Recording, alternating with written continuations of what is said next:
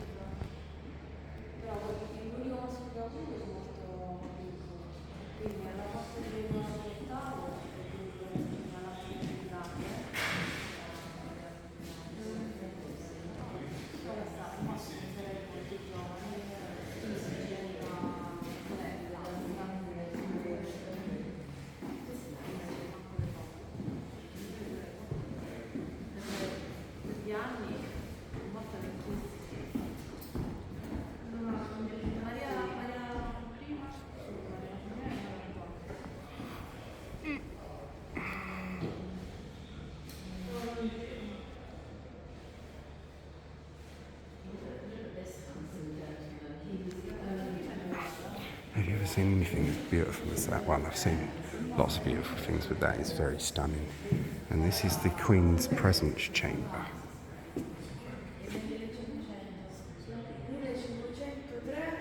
A space at a public-facing identity where most courtiers could meet with the Queen. The opulent ceiling dates from earlier years of the house, when the room was Henrietta Maria's bedchamber. The bed was positioned opposite the fire, under the royal coat of arms on the ceiling.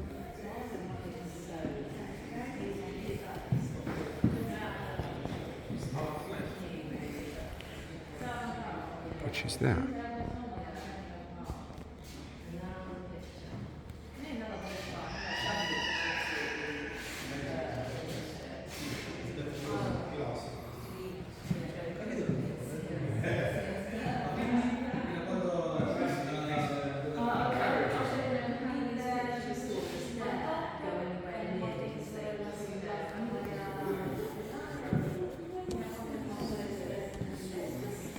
We will start off with Richard Drake, master of the Horse of Desire. The only man in England permitted to touch the Queen as he helped her mount her horse. This is Queen Elizabeth I. And a lot of the portraits and pictures in this room are the friends and courtiers from the time of Queen Elizabeth. Good Queen Bess, as some call her. So fit for a queen. Yes, I quite agree, it is. Sir Francis Drake, the famous. One particular portrait in here is the main thing, not the one thing really, it is one of the main things that I've come here for today, to the house. And I will save that portrait till last.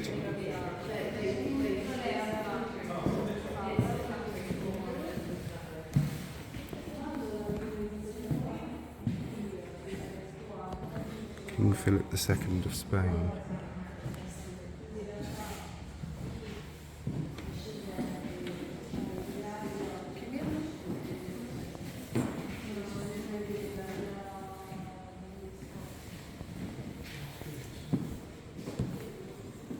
Thomas Seymour, 1st Baron Seymour of Sudeley. He was the uncle to King Edward, Henry VIII's son, also married Henry VIII's widow, became Elizabeth's stepfather, Queen Elizabeth's stepfather. More of that in my documentary about Queen Elizabeth, because he's a pretty fucked up individual, to be honest with you, this geezer. I don't often chuck the word nonce around historical figures, but you just looked at one there. Robert Devereux, 1st Earl of Essex, one of the loves of Queen Elizabeth I's life.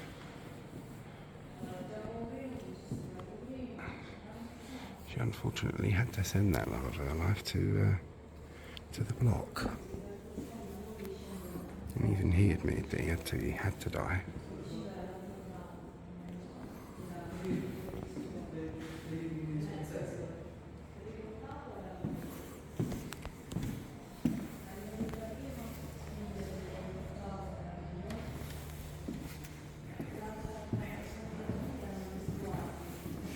English ships in the Spanish Armada, which is what we're going to look at above the fireplace now.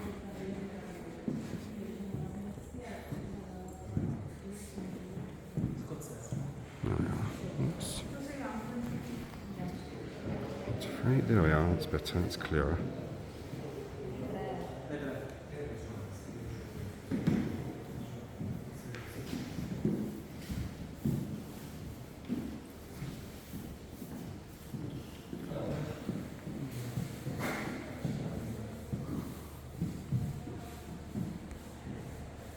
Another impressive fireplace.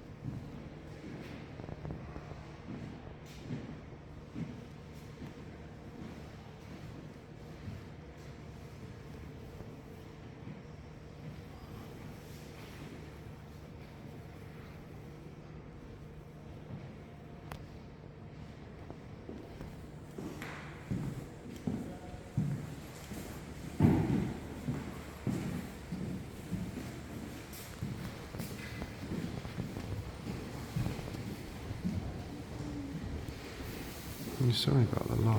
Oh, that's better.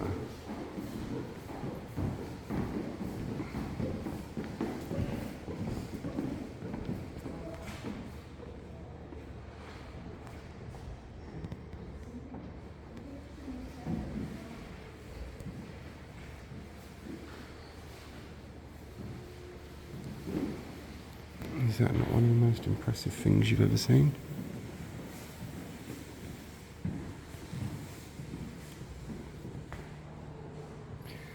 And now, last but most definitely not least, Queen Elizabeth I herself, the Armada portrait. This portrait was painted to celebrate the English victory over the Spanish Armada.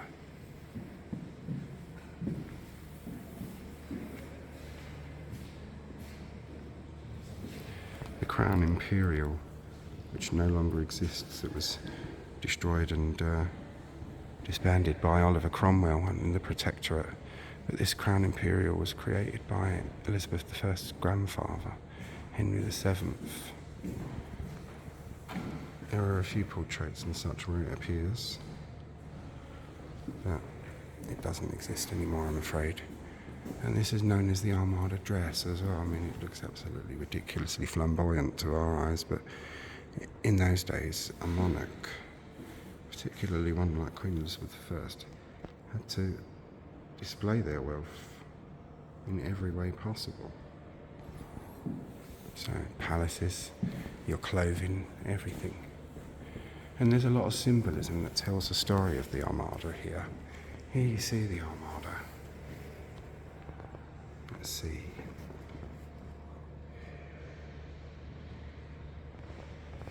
And they vastly outnumbered us, so we were shitting ourselves, literally. And Queen Elizabeth I, she gave her great Armada speech at Tilbury. Though I have the body of a woman, I have the heart and the stomach of a king, and of a king of England too. And it was one of her best known speeches. And this little image here shows the Spanish ships being blown onto the rocks by the wind. And at the time, people said that it was God favouring the English, and it became known as the Protestant wind, because the Spanish were the Catholics, we were the Protestants, and yeah.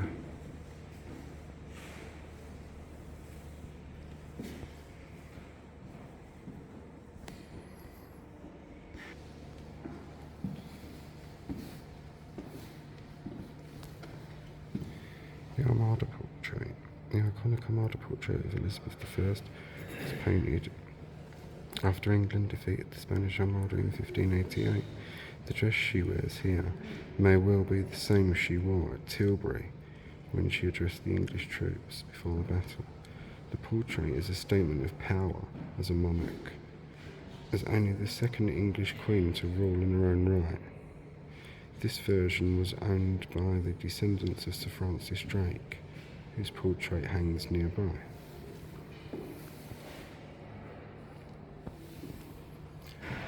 By an unknown English artist about 1588, oil on panel.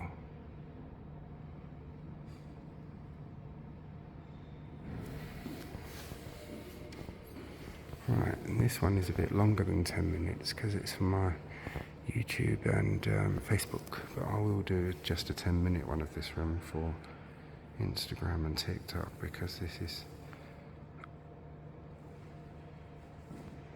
really, in my opinion, this is the crowning glory of the house. This is my favourite room. One, because of the ceiling, but the reason that makes it my favourite room is this portrait.